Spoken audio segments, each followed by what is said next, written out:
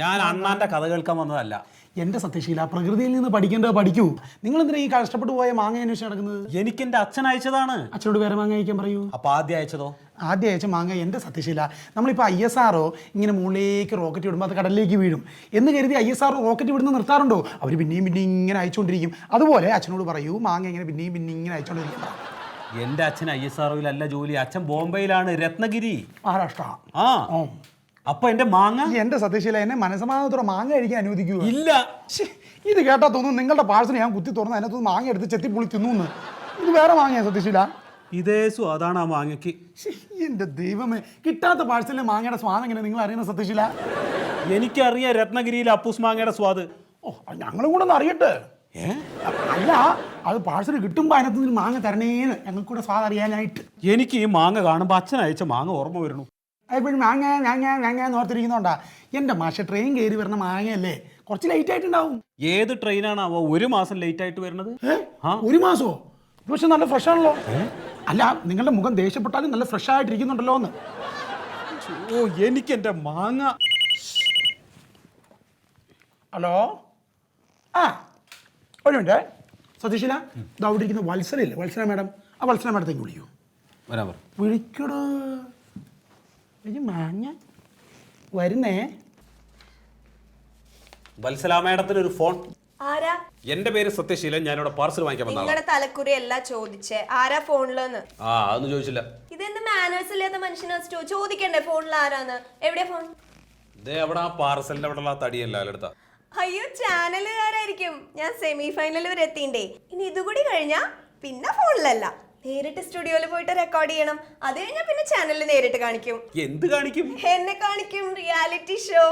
അതെ മാഡം, ഒരു സംശയം, നിങ്ങൾക്കൊക്കെ ഇവിടെ എന്താ പണി? താൻ പോടോ. താൻ പോടോന്ന്. ഹലോ, ആണല്ലോ. അതെയോ? അതെ, ഹസ്സിന് ഇഷ്ടമല്ല, അതുകൊണ്ട് ഓഫീസിലേക്ക് വിളിക്കാൻ പറഞ്ഞേ. അതെ, ഒരു കാര്യം ചോദിക്കട്ടെ, 1ാം സമ്മാനം കിട്ടിയ എന്താ പ്രൈസ്? അയ്യോ, ലാലേട്ടന്റെ കൂടെ ഡിന്നറോ? ഡിന്നറോ? ഒരാൾ കൂടെ വരാൻ ചോദിച്ചു. ഒരാൾ കൂടെ വരാൻ പറ്റുമോ? ആണോ? ഇപ്പൊ പാടണോ? ഞാൻ ശരി ശരി പാടാം. കിഴക്ക് പൂക്കും മുറുക്കിനെന്തൊരു ചൊകപ്പാണ്, പുതുക്ക പെണ്ണിൻ കവിളിനെന്തൊരു ചൊകപ്പാ. ആണോ? അയ്യോ, ഇപ്പൊ സ്റ്റേജിൽ കയറി ഡാൻസ് കളിക്കേണ്ടി വരില്ലേ? ഫാസ്റ്റ് നമ്പറാ? ശരി, പാടാം പാടാം പാടാം.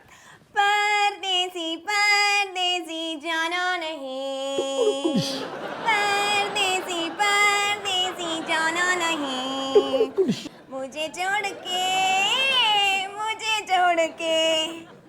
മതിയോ? ശരി. അയ്യോ വാ, ക്യാ ബദ്മാഷ്.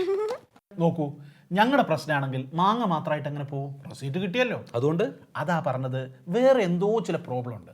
ഞാൻ സ്വയംവരനോട് ചോദിക്കട്ടെ. ഞാനിപ്പോ എന്താ വേണ്ടത്? പറയാം.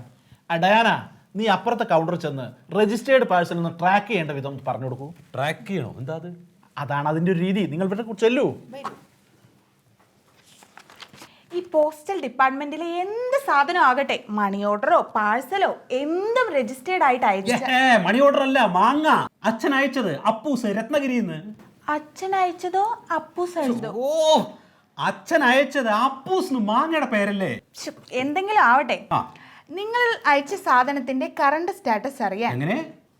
അതിപ്പോൾ എവിടെ എത്തിയെന്ന് അറിയാൻ www.indiapost.gov.in ലോഗിൻ ചെയ്യുക.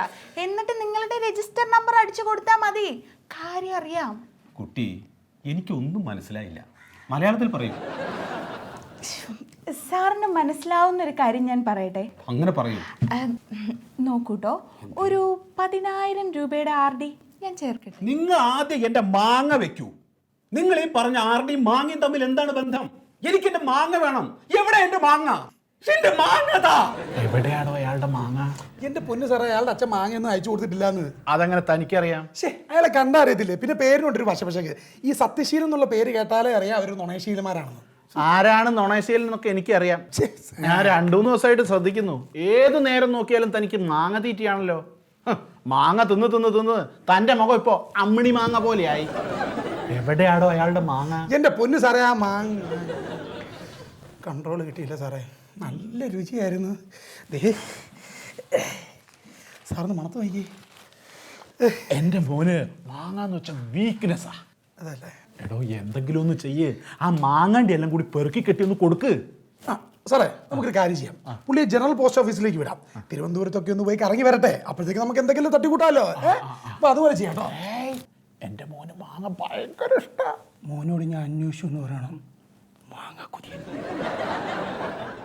എവിടെയായിരുന്നു മിസ്റ്റർ സത്യശീലൻ?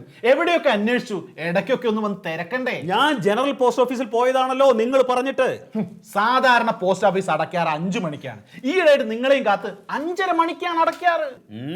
ആ സത്യശീലൻ, ദേ ഈ പാഴ്സൽ നിങ്ങൾക്ക് ഡെലിവറി ചെയ്യാൻ വേണ്ടി ഞാനിപ്പോ ഇറങ്ങാൻ തുടങ്ങുമായിരുന്നു. അപ്പോഴേക്കും നിങ്ങൾ വന്നല്ലേ? അല്ല, അപ്പൊ വന്നോ? പിന്നെ നിങ്ങൾ അവിടെ പോയപ്പോ പാഴ്സൽ നിങ്ങളെ തേടി ഇങ്ങോട്ട് വന്നു.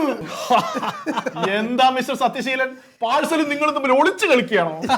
ഇതാണ് നിങ്ങളുടെ പാഴ്സല്. പിന്നെ ബുദ്ധിമുട്ടില്ലെങ്കിൽ ഈ 2 പാഴ്സലും കൂടെ ഒന്ന് ഡെലിവറി ചെയ്തേക്കണം. ഞാൻ പിന്നെ ആ വഴിക്ക് വരണ്ടല്ലോ. അതിനെന്താ. അപ്പൊ ശരി, ഓക്കെ. നല്ലപോലെ കഴുകിയടാ. അതെയോ? 29-ാം തീയതി. ഓ പിന്നെന്താ. ശരി ശരി ശരി.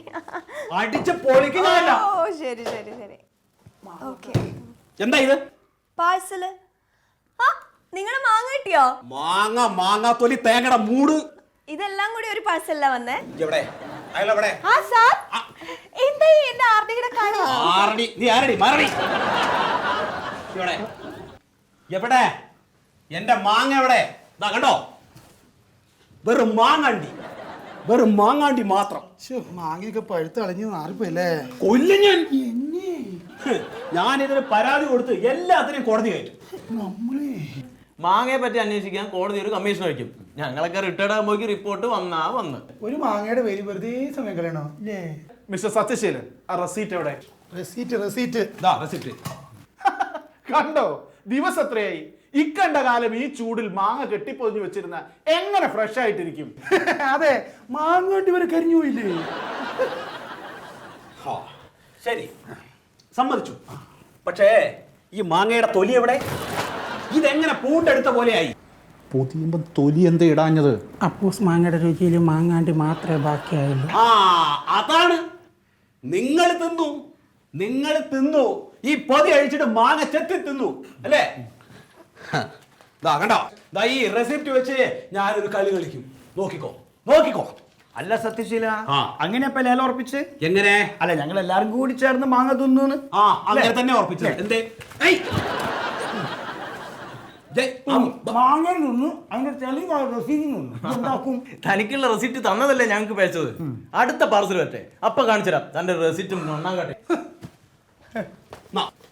അത് കൂടെ തിന്നെ. കൊണ്ടുപിടിക്കും. ഞാൻ ഇതുകൊണ്ട് എന്താ ചെയ്യേണ്ടത്? ഈ മാങ്ങണ്ടി കൊണ്ട് എല്ലാരും കൂടെ അതും കൂടെ ഒന്ന് പറഞ്ഞതാ. ചേട്ടന്റെ വീട്ടില് മുറ്റല്ലേ?